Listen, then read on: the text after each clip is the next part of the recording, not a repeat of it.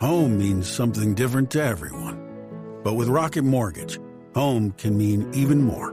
It can mean a college education, taming your high-interest debt, even a renovation. We've made it easier than ever to use your home equity. That home you worked so hard for, now it can work hard for you. Call 800-4ROCKET or visit rocket.com to find out more. Rocket Mortgage, LLC. Licensed in all 50 states. NMLSConsumerAccess.org. Number 3030. It's the 77 WABC News Hour. Sponsored by Secure Cash, LLC. Talking the news with Noah Layden. All the news you need to know with Joe Nolan, traffic, Justin Ellick, sports. And now, Talking the news with Noah on 77 WABC. Yes, that's me. Good morning. It is Wednesday, April 16th. Your forecast from the 77 WABC Weather Center. A cloudy day on the way, cooler than it was yesterday. The high going to be just 54. Tonight and overnight, clear, low 41. And then Thursday, sunshine, more spring-like, high 63. If you are walking out the door with us right now, it is 42 and partly cloudy in Muncie up in Rockland County, 45 and partly cloudy in Hamilton over in New Jersey, and it's 47 and cloudy right outside our Midtown studios. The top 5 at 5. A Columbia student hauled away by ICE agents knew he was being set up. A man held captive in his bedroom for decades speaking out. The goodbyes begin to New Yorkers killed in the club collapse in the Dominican Republic. A turkey is turning heads in Midtown. And have you attended one of the subway seders? All right, let's get into it at 5:01. We'll start with Mohsen Madawi. He was the Columbia student who was detained by immigration agents earlier this week as he was told he was going to be doing a citizenship interview. This was up in Vermont. The Columbia University student was involved in those anti-Israel protests on the Upper West Side campus over the last year. And what I thought was so interesting about this story was he had sat down for an interview with CBS News, and he knew that he was going to be set up. He says he thought maybe there'd be ICE agents waiting for him after the interview, and sure enough, there were. So here he was talking to CBS before the arrest took place. When you got the appointment, what were your thoughts? Mixed feelings, right? It's the first feeling of like, I've been waiting for this for more than a year. And the other feeling is like, wait a minute.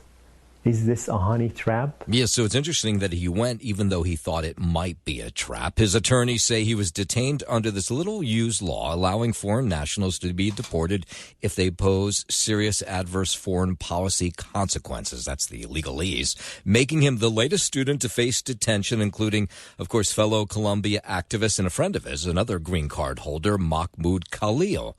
Here's more of that CBS interview from last night. You think they could be calling you in to detain you? Correct. What do you want people to hear from you in the case that you are detained? I want people to know that my compassion extended beyond the Palestinian people. My compassion is also for the Jewish people and for the Israelis as well. Madawi, who is set to receive his bachelor's degree in philosophy just next month, co-founded Columbia's Palestinian Student Union back in 2023, along with Mahmoud Khalil, was active in those protests on the Columbia campus. The State Department, though, says he's a danger, and so they want him deported. 5:03. More than 16,000 shellfish beds are now off limits to fishermen in Port Jefferson Harbor until further notice after a bad sewage spill. Suffolk County has issued a health alert after 30,000 gallons of partially treated sewage spilled into the harbor. The discharge was caused by an electrical malfunction in one of the county's UV disinfection units. The Long Islanders who live in the area got robocalls on Monday and Tuesday warning them to stay out of the water and warning them to keep their pets out of the water, too. There's concern about potentially elevated levels of pathogens, bacteria, and viruses, so health officials say eating shellfish from the harbor is a bad idea. It's hazardous. Jeff McKinney, 77 WABC News. Back here in the city, there's already a push now to scale back New York City's new composting laws. Since the law went into effect April 1st, New Yorkers who don't separate their food waste, yard waste, and food soiled paper from regular trash risk being fined. The City Council's Common Sense Caucus has introduced a bill that calls for doing away with the fines and making composting voluntary. They put one of those compost things in front of our buildings a couple of months ago, but I haven't noticed anybody doing it. We got the bin about a few weeks ago. The signs were put up on our doors letting us know. And so, we're now composting. The Conservative Council members say the law is a cash grab and imposes hardships on residents and landlords. I'm Lisa Ritchie for 77 WABC News. WABC News Time 5:04. 3 students at a Dallas area high school being treated for injuries that happened during a school shooting yesterday afternoon. The injury, to my knowledge right now, there is not a life-threatening injury to any of the students. So the good news is nobody killed here, but just the bad news, of course, another school shooting. That was the Dallas mayor. He suggested the gunman may have been let onto the campus of the school through an outside door. I think that we need to pray for the parents and also pray for the student, Wilma Hutchin. To my knowledge, there was 3 student injuries. Yeah, that was the final total. 505, minor damage reported following that magnitude 5.2 earthquake earlier this week that shook much of Southern California. And we're finding all these interesting sideline stories in the aftermath of that earthquake, including at the San Diego Zoo. Elephants reacted to this earthquake. The herd forming an alert circle, with zoo officials describing it as the animals instinctively circling the younger elephants to protect them from threats. How cool is that? That's correspondent Liz Kreutz, that they knew something was going on and they instantly protected their young. Zoo officials say the elephants are safe for return to their normal routines. The quake, of course, has everybody wondering if the big one's going to come sometime soon. The vibrating even felt in Palm Springs and among festival goers at Coachella. I thought my friend was just dancing in the back seat, but we just saw the sign shaking. The epicenter 3 miles south of the small mountain town of Julian. And every time there's an earthquake of this, magnitude, now 5.2 isn't just gigantic, but you have people in Southern California who for years have been worried that they're going to fall off the face of the planet with the big one. And so experts weighing in again on the possibility of a big earthquake hitting Southern California after Monday's quake hit San Diego. This is Dr.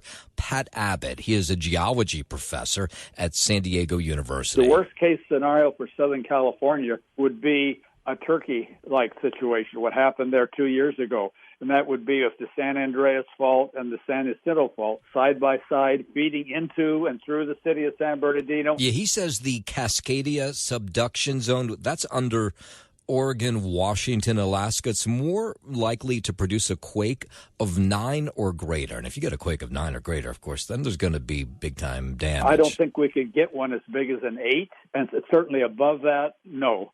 There's 3 of the 50 states that could have a magnitude 9 earthquake. California is not one of them. Yeah, so he's not terribly worried, but people in California, you can't convince them otherwise because they've gone through so many of these things. A federal judge says she will not hold the government in contempt of court for now over the wrongful deportation of a man to El Salvador.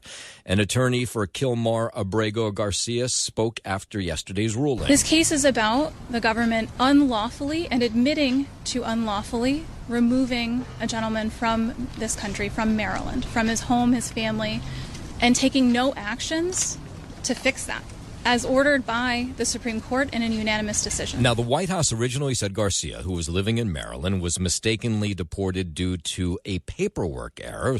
Supreme Court has ordered the U.S. government to facilitate his release, but Attorney General Pam Bondi believes the word facilitate means to remove domestic obstacles. One of Garcia's attorneys focusing on the wrong things done in this case. But I think the Supreme Court has been clear. They said to facilitate the release from custody, correct? So even if we define facilitate to mean something specific, you can't ignore the next part of that sentence. The government has many times before facilitated the return of foreign nationals, U.S. citizens, legal permanent residents from abroad. So they know the processes and steps and the people to reach out to, the agencies that need to be involved to make that happen. Now, there is some small relief on the part of Abrego Garcia's wife. She's hoping now that he'll be able to get out of that jail in El Salvador and be returned to her home in Maryland. Today is 34 days after his disappearance, and I stand before you filled with spirit. I will not stop fighting until I see my husband alive. As we continue through Holy Week, my heart aches for my husband, who should have been here leading our Easter prayers. Yeah, and she's hoping he'll be home by Easter. No sign that will happen. 5:10 while we're talking about that. President Trump says he's considering sending U.S. citizens who've committed violent crimes to prisons in El Salvador. He did an interview with Fox News. He says he's looking into it. Ones that grew up and something went wrong and they hit people over the head with a baseball bat. We have and push people into subways. I call them homegrown criminals. We are looking into it, and we want to do it. I would love to do that. All right, now, later this morning, make sure you're here. Interview that Sid does, 8:30 this morning with the president right here on 77 WABC. You do not want to miss it. I've heard it's a fascinating conversation coming up at 8:30 this morning, of course, during Sid and Friends in the morning. 5:11, the White House says President Trump wants Harvard University to apologize for anti-Semitism on its campus. When it comes to Harvard, the president's position on this is grounded in common sense, in the basic principle that Jewish American students or students of any faith should not be illegally harassed and targeted on our nation's college campuses. So the federal government has frozen more than $2 billion in grants to the school. We had learned that yesterday. The move came after the school said it would not accept the Trump administration's conditions to continue federal funding. So Press Secretary Caroline Leavitt, who you heard there, says Harvard has not taken the administration's demands seriously. We unfortunately saw that illegal discrimination take place on the campus of Harvard. There are countless examples to prove it. And now that Harvard's pushing back, the White House is saying maybe Harvard should lose its tax-exempt status if it keeps pushing. The president made it clear to Harvard, follow federal law, no longer break Title VI, which was passed by Congress to ensure no student can be discriminated against on the basis of race, and you will receive federal funding. And I was reading an interview yesterday with the president of Princeton University. He said he, too, will fight back against any move to take federal dollars away from his campus, of course, here in New Jersey. 5:12. A report says one of Defense Secretary Pete Hegseth's top advisors was escorted out of the Pentagon after an investigation into leaks. Reuters says senior advisor Dan Caldwell was placed on administrative leave Tuesday for an unauthorized disclosure. Caldwell is a Marine veteran and served in the Iraq War. I'm Brian Shook. Republicans say millions of Americans will get socked with a larger tax bill next year if President Trump's 2017 tax cuts are not renewed. A new report from the Council of Economic Advisors says a married couple earning $165,000 will see a $4,200 tax increase next year. That's an extra mortgage payment or extra rent payment, depending on how you think of it. Yeah, it's a lot of money. Daniel Bunn there with the Tax Foundation, a single person without kids making $75,000 could see a $1,700 tax increase. The GOP-controlled House made the tax cuts permanent in the recent budget pass, but that legislation, it faces an uphill battle in the coming months. A single person without kids making $75,000 could see a $1,700 tax increase. Yeah, it's a lot of money. 5:14. Let's go up to Boston. Karen Reed says she's confident now that a jury in Massachusetts has been seated in her murder trial. I'm pleased. We're loaded for bear, ready to get the show on the road.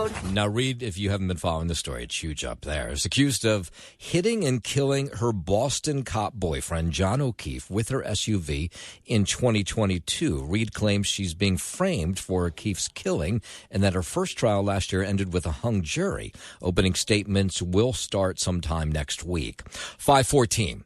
Out to New Mexico, where a man there's facing federal charges in connection with arson attacks at Tesla dealerships in the state's GOP headquarters. The Attorney General, Pam Bondi, says 40-year-old Jamison Wagner could be looking at a long sentence after being taken into custody over the weekend. This guy is looking at 40 years in prison. I have directed my prosecutors not to make any offers. He is going away, if convicted, for 40 years. The arson attack at the Tesla Albuquerque showroom happened in February when the Republican Party of New Mexico's office was hit with an attack last month. He is the fifth major arrest we've made, and stay tuned for more. The Attorney General says more arrests will be made in connection with the attacks on that Tesla dealership and that GOP headquarters in the coming days and weeks.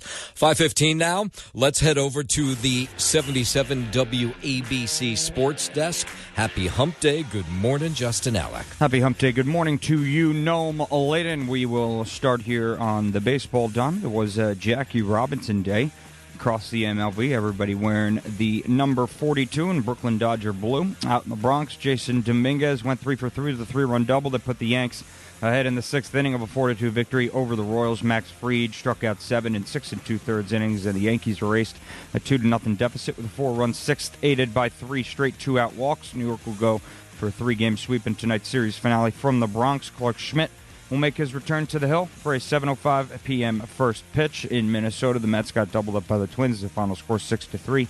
Francisco Lindor's fourth error in 17 games led to a pair of unearned runs in the third when he misplayed Ty Francis' 2-out grounder to shortstop. For the Mets, Pete Alonso and Juan Soto each homered, the second in as many nights for Soto, who hadn't gone deep since the second game of the season. Tyler McGill pitched 5 innings, giving up 4 runs, 2 earned on 8 hits with no walks and 3 strikeouts. Up next for the Mets, Griffin Canning gets the ball in this afternoon's series finale in rubber game. First pitch is scheduled for 1:10 p.m. from Minnesota.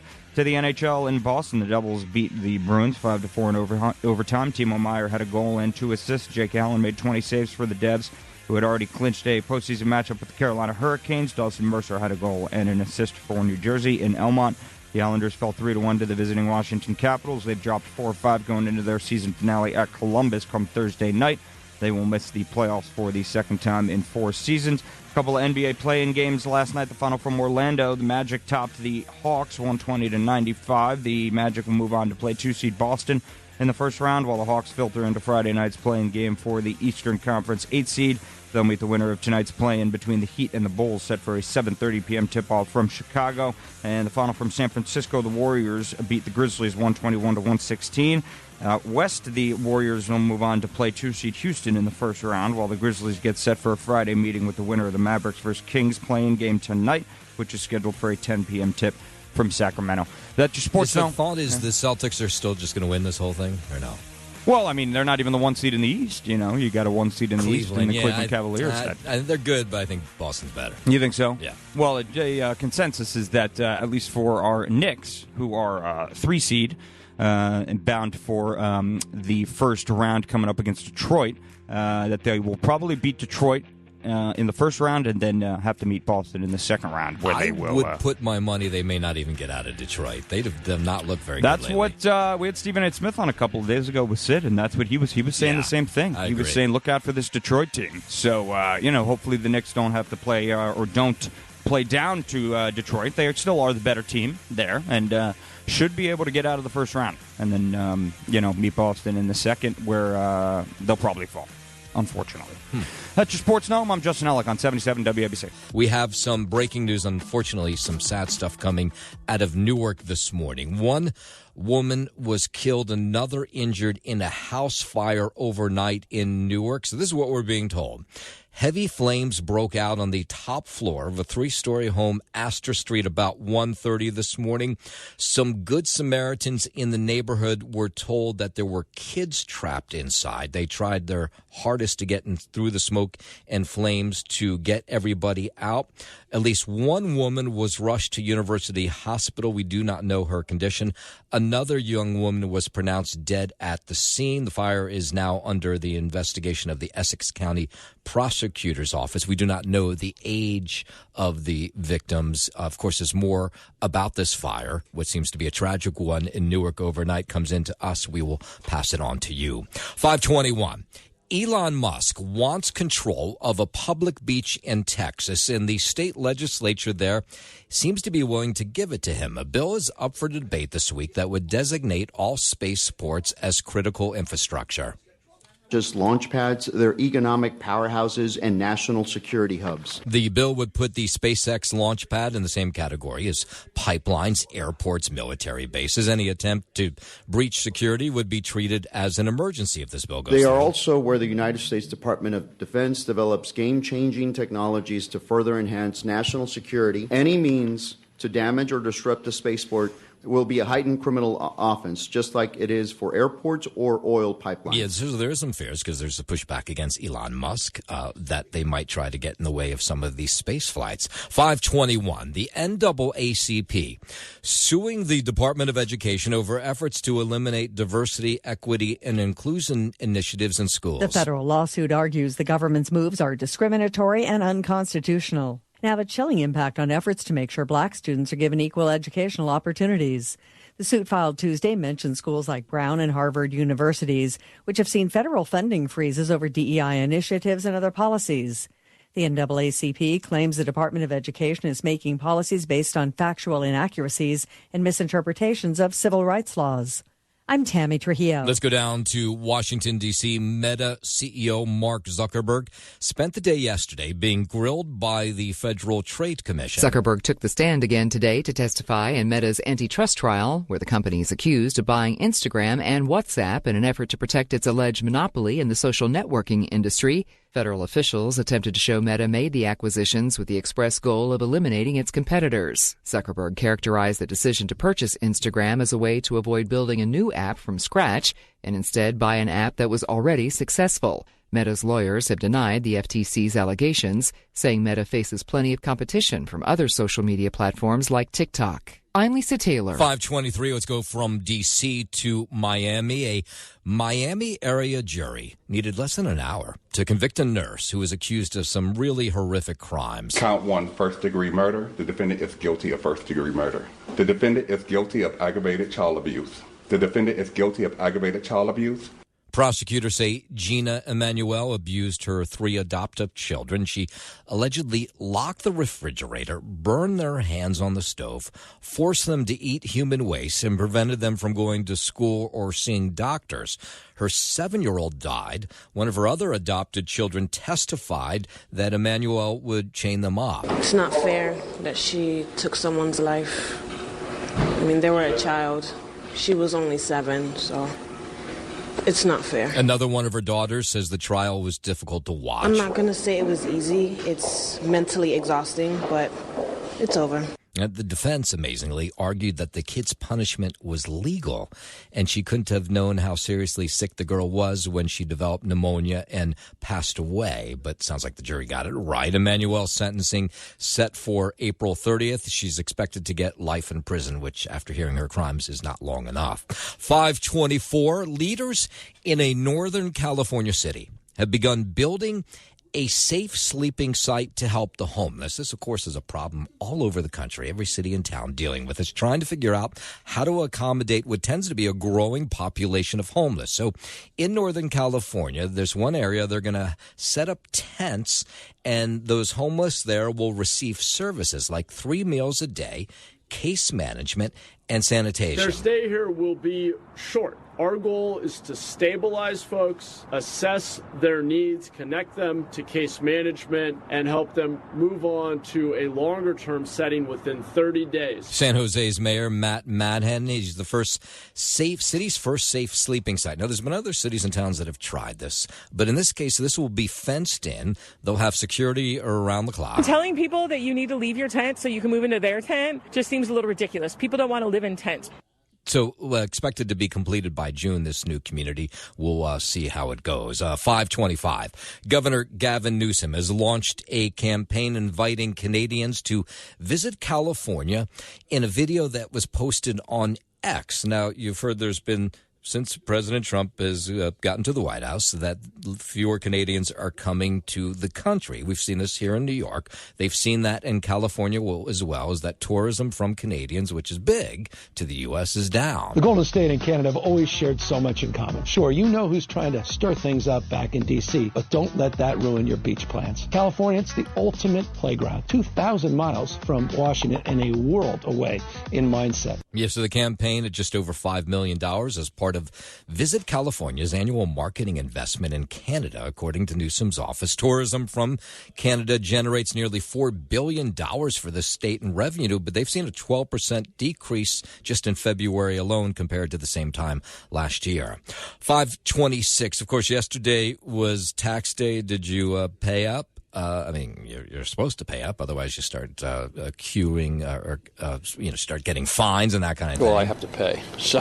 I had better hopes for my tax returns, but didn't turn out well. I owed. Lost a lot, all a lot. I think taxes is a scam. I'm not paying anything, which is good. It's always unexpected money. It's always, extra money you can use. So last year, I got back, I'm happy. Last year the IRS issued more than 120 million tax refunds, totaling more than $460 billion.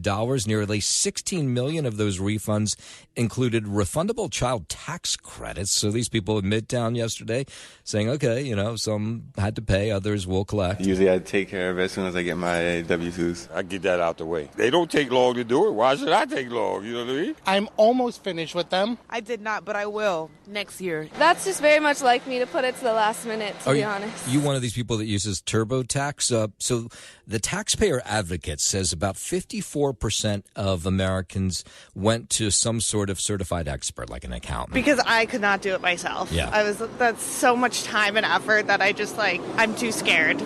As long as it gets it out the way. I don't want to face any penalties. I don't want no problems with the IRS. It's always better to pay somebody to do it than you do it yourself.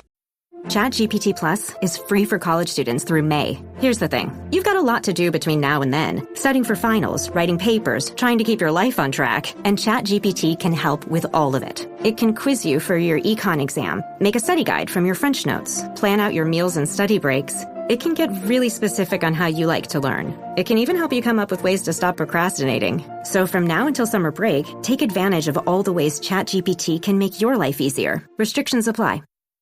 Ladies, you'll end up shopping for your guy's deodorant, right? So try Degree's Original Cool Rush. You see, last year, Degree changed the formula, and men were mad. One guy even started a petition. So Degree admitted they messed up and brought the Original Cool Rush scent back. It's clean, crisp, and actually smells like someone you want to cuddle. And it's in Walmart, Target, and other stores now for under $4. So toss one in your cart and find out why it's the best-selling men's antiperspirant for the last decade. Degree Cool Rush is back, and it smells like victory. Subtle results, still you, but with fewer lines. Botox Cosmetic, out of botulinum toxin A, is a prescription medicine used to temporarily make moderate to severe frown lines, crow's feet, and forehead lines look better in adults. Effects of Botox Cosmetic may spread hours to weeks after injection, causing serious symptoms. Alert your doctor right away as difficulty swallowing, speaking, breathing, eye problems, or muscle weakness may be a sign of a life-threatening condition. Patients with these conditions before injection are at highest risk. Don't receive Botox Cosmetic if you have a skin infection. Side effects may include allergic reactions, injection site pain, headache, eyebrow and eyelid drooping, and eyelid swelling. Allergic reactions can include rash, welts, asthma symptoms, and dizziness. Tell your doctor about medical history, muscle or nerve conditions including ALS or Lou Gehrig's disease, myasthenia gravis, or Lambert-Eaton syndrome, and medications, including botulinum toxins, as these may increase the risk of serious side effects. For full safety information, visit BotoxCosmetic.com or call 877-351-0300. See for yourself at BotoxCosmetic.com. This episode is brought to you by Netflix. 3 couples, 4 vacations, a lot to unpack. Watch The 4 Seasons, a new series starring comedy favorites Tina Fey, Steve Carell, Will Forte, Coleman Domingo, and more in a hilarious and heartfelt love letter to long-term relationships. Based on the original Alan Alda film. Watch The 4 Seasons, streaming now only on Netflix.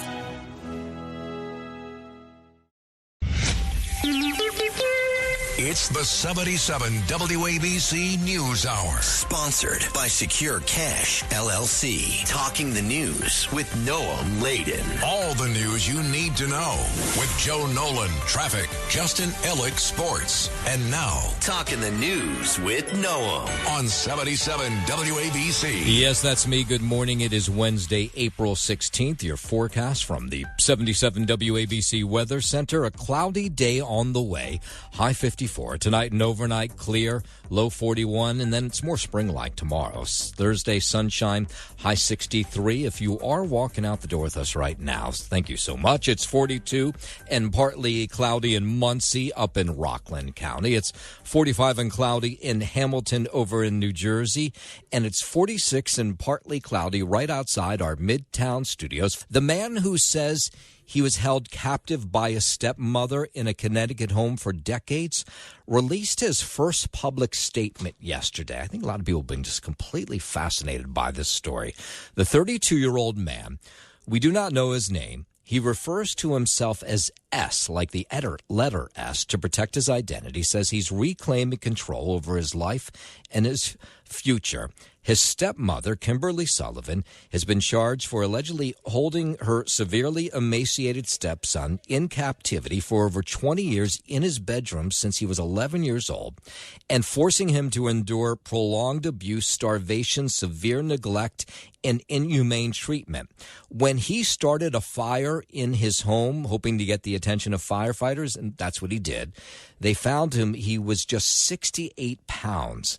So the alleged abuse apparently went on for years. So here's the good part of the story. He says he's doing better. He's enjoying doing most things that he hasn't been unable to do his entire life. He has newfound freedom. In fact, celebrating recently his 32nd birthday. He thanked those who rescued him, those firefighters on those days, and gave more insight into the details of the ordeal. But ultimately, what he wanted us to know is he's reclaiming his life, and he's going to eventually tell us how his story is, and he's going to tell his story from his point of view. He also wanted to thank the healthcare professionals. You can imagine he was 5'9" and 68 pounds. It's going to take a while till he's able to recover. But he says he's looking forward to that and looking forward to his freedom and looking forward to telling his story in a courtroom against his stepmother. 5:40. A vigil held last night in New Jersey to remember a local woman that was killed in the Dominican Republic nightclub tragedy. She was celebrating her birthday that day. Jennifer Contreras turned 24 years old the day that roof of the Jet Set nightclub collapsed on top of so many people at that club. 226 were killed, 200 injured. So last night they had a memorial service for her. Here is her sister, who just last night was describing the agony of waiting to find out if she was among those people that were in the club that were killed. She woke up, of course, to find out the club had collapsed, but it took a while, of course, until they were able to dig through the rubble and find out who was alive and who had passed away. We were waiting all day at the morgue, and then something in me just kept saying, like, go to the club, like, in my heart. Kept repeating, and I got there around 7 o'clock, and around 7:30, 7:45 is when they asked to identify her. I think she was calling me there, and she's still talking to me to this day. She's the one giving me the strength to not break down. Yeah, City Hall lit up last night in the Dominican flag colors of red, white, and blue to mark a citywide day of mourning for the collapse victims. Of course, we had two other victims, a former NYPD lieutenant who had just retired in February. He was caught amid the rubble and passed away.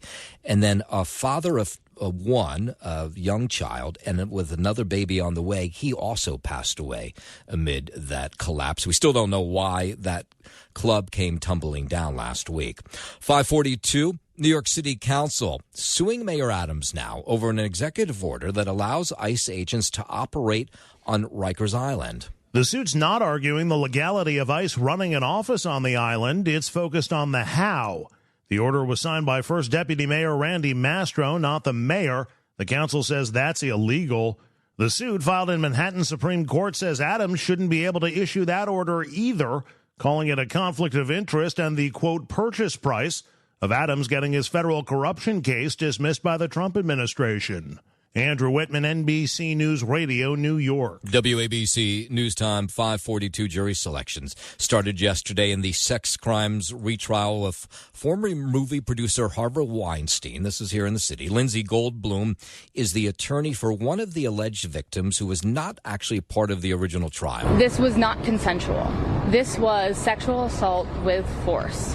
Her story is not mine to tell, but she will tell it on the witness stand when the time comes. A different jury convicted Weinstein in 2020, but the conviction was overturned because of the way the witnesses were handled. So Weinstein's lawyer, Sid and Friends buddy Arthur Aidala, says the ex-studio boss is cautiously optimistic that when all the evidence is out, the jury will find all of his relationships were consensual and therefore reach a verdict of not guilty. We're going to do the best we can to make sure anyone who's going to sit on the jury does not have any preconceived notions or predisposed ideas of what a verdict should be, and that they only base their verdict on the evidence that they're going to hear during this apparently 2-month-long trial. Weinstein's being retried on 2 charges from his original trial. He's accused of raping an aspiring actor in a Manhattan hotel room. That was back in 2013. And a criminal sex act by forcing oral sex on a movie and TV production assistant back in 2006. Now, Arthur says he wants to make sure he gets a jury who has not made up their mind on this case before they're sat. Unlike probably every case going on in this courthouse right now, where a jury comes in and hears a case, they don't know who the defendant is, they don't know who the facts are, they don't have any background. That's not the case here. Yeah, that's why it'll be hard to find this jury. Selecting the jury involves bringing in around 80 potential jurors at a time for 2 basic screening questions. First group was brought in late yesterday morning after the sides ironed out some last-minute loose ends, and they'll continue that again this morning. 544. This was a bizarre incident down in the sewers. The NYPD now reviewing surveillance video of a bizarre incident in Brooklyn. So 5 people wearing safety vests stopping traffic on 17th Avenue near 82nd Street. This was in Bensonhurst. They used some tools to lift a manhole cover, and then at least 3 people entered the sewer system, and then the last person who climbed in pulled the manhole cover over them. So now there was 5 people in the sewer system, and there were people who were above, said they thought something strange was going on, but they didn't know exactly what it was because they looked like they were street workers. They need a little more, they need some cones and stuff like that just to make them look more professional. And this neighborhood is always looking out for each other, so when you see something like that, 4 people jumping in a sewer and then maybe 1 closing it, it doesn't look right. So residents in the neighborhood, they became suspicious when they saw all 5 of these people go into the sewer, then take the lid and put it over them. They called 911. It took several hours for officers to locate some of the people who had gone into the sewer, and everybody wants to know what was going on. So they caught 3 of the people. They have not found the other 2 people. This is what police think they were doing. They think the suspects were searching for traps for lost jewelry, right, that people drop into the sewer system. So it wasn't anything terror-related, but who knew that people go into the sewer looking for lost jewelry? That just seems weird. It happened early in my shift, and I figured like maybe an hour it would be, but by the time I left, around like 8:30, they were still here. It's very surprising, but you know what? The criminals are very smart these days. Yeah, so police arrested 3 people. They've been charged with burglary, possession of burglary tools, and again, they were looking apparently for these traps that catch lost jewelry. Who even knew that people were doing that in the sewer? Just bizarre. All right, 546. Let's head over to the 77 WABC Sports Desk, and here's Justin Ellick. Thank you, Noam Layden. We'll start here on the diamond. It was Jackie Robinson Day across the MLB. Everybody wearing that Brooklyn Dodger blue number 42. Always a nice event or a league-wide event. In the Bronx, Jason Dominguez went 3 for 3 with a 3-run double that put the Yankees ahead in the 6th inning of a 4-2 victory over the Royals. See what I did there, Noam Layden? 4-2 victory. Yeah. 42 on Jackie Robinson. Look at that. Wow. I mean, was that done on purpose, you think? What are you saying? It's rigged? Maybe. New York will go for a 3-game sweep in tonight's series finale from the Bronx. Clark Schmidt will make his return to the Hill for a 7:05 p.m. first pitch in Minnesota. The Mets got doubled up by the Twins. The final score 6-3. Francisco Lindor's fourth error in 17 games led to a pair of unearned runs in the third when he misplayed Ty France's 2-out grounder to shortstop. Up next for the Mets, Griffin Canning gets the ball in this afternoon's series finale in rubber game. First pitch is scheduled for 1:10 p.m. From Minnesota to the ice in Boston, the Devils beat the Bruins 5-4 in overtime. Timo Meier had a goal and 2 assists, and Jake Allen made 20 saves for the Devils, who had already clinched a postseason matchup with the Carolina Hurricanes. In Elmont, the Islanders fell 3-1 to the visiting Washington Capitals. They've dropped 4-5 going into their season finale at Columbus on Thursday night. They will miss the playoffs for the second time in 4 seasons. A couple of NBA play-in games that went down last night. The final from Orlando. The Magic beat the Hawks 120-95 in the East. The Magic will move on to play 2-seed Boston in the first round, while the Hawks filter into Friday night's play-in game for the Eastern Conference 8-seed. They'll meet the winner of tonight's play-in between the Heat and the Bulls, set for a 7:30 p.m. tip-off from Chicago. And the final from San Fran, the Warriors beat the Grizzlies 121-116, and they'll move on to play 2-seed Houston in the Western Conference first round, while the Grizzlies get set for a Friday meeting with the winner of the Mavericks versus Kings play-in game tonight, which is scheduled for a 10 p.m. tip from Sacramento. That is your Sports Know, and I'm Justin Ellick on 77 WABC. Now at 5:49, I'm back at the news desk. A dangerous and expensive crime caught on camera on Staten Island. This is one of these TikTok things that the kids are doing. So do you remember the Kool-Aid commercials from the 80s where it was that big jug of Kool-Aid, the Kool-Aid man, he'd burst through the wall and fences. You'd go, oh, yeah, right? Remember that? Okay. So this is one that has been done before, and it's back. These are kids who are then breaking through people's fences just like the Kool-Aid commercial, and then, of course, uploading it onto places like TikTok so people like me can watch and be entertained. But it's not entertaining if it's your fence. Ben Hawa, he lives in the Eltonville section of Staten Island. He says these kids burst through his fence doing this Kool-Aid man bursting thing. Well, of course not. I would think it may have been like a strong wind, maybe the weather outside, maybe a car. It's funny, but it's also not so funny. Yeah, he had no idea what it was until he looked at his surveillance camera and he saw it was 4 kids waiting across the street, and then all of a sudden one runs through the fence and made it through. And, of course, now it's going to cost him a fair amount of money to fix it. Now, it's not the first time we've seen this. I've reported this out on Long Island a number of times. And, in fact, employees at the Sunrise Assisted Living in New Dorp say the same vandals crashed through their fence last fall. Back to this individual who lives on Gurley Avenue. He says it's going to cost them a lot of money to fix everything. It's going to be a couple thousand because, this is not just, any type of fence. And especially since they destroyed multiple, I was just in shock because I was just like, how are so many people just following this trend? Because, what is it really doing? Yeah, so I looked it up this morning on TikTok. If you type in Kool-Aid Man, there's, unfortunately, I shouldn't laugh because these people have to pay, but it's amazing how many people are doing this little stunt. Hot weather, of course, is around the corner, hopefully. And New Jersey's governor wants to keep the trains running this summer. Remember last summer, there were a lot of problems. As hot weather approaches, New Jersey's governor is announcing a move to foster better cooperation between NJ Transit and Amtrak to help avoid last summer's commuting nightmare. Particularly at busy times, at special events, that will be a huge boost. Governor Phil Murphy says Amtrak has been hyper-focused on getting the work done now to avoid issues with upcoming FIFA games and concerts at the Meadowlands. I'm Lisa Ritchie for 77 WABC News. 5:51, the deadline to get your real ID. It's looming. It's May 7th. You need this real ID. They take your driver's license, and it becomes a new driver's license that'll have this star in the right-hand corner that will let you get onto flights. Now, if you don't have that driver's license with the star in the right-hand corner, they won't let you on a flight unless you have something like a birth certificate or a passport with you. It's all just a new level of security. So the lines at DMVs across the tri-state, probably across the country for that matter, have been long as people try to figure out, should I just start bringing my passport to the airport or should I wait in line for one of these driver's licenses? The threat of May 7th is coming, fastly approaching. So what do? It's so hard that they tell you to do it online. They just send you to one place or another place. Can you imagine traveling with your birth certificate or passport card, that'll work. A passport will work. And so if you don't want to get into these lines and you want to wait until things calm down, maybe in the summer to get this specialized driver's license, that'll probably work. We do a lot of traveling, and I don't want to be stuck anywhere. Well, we're trying to get this taken care of.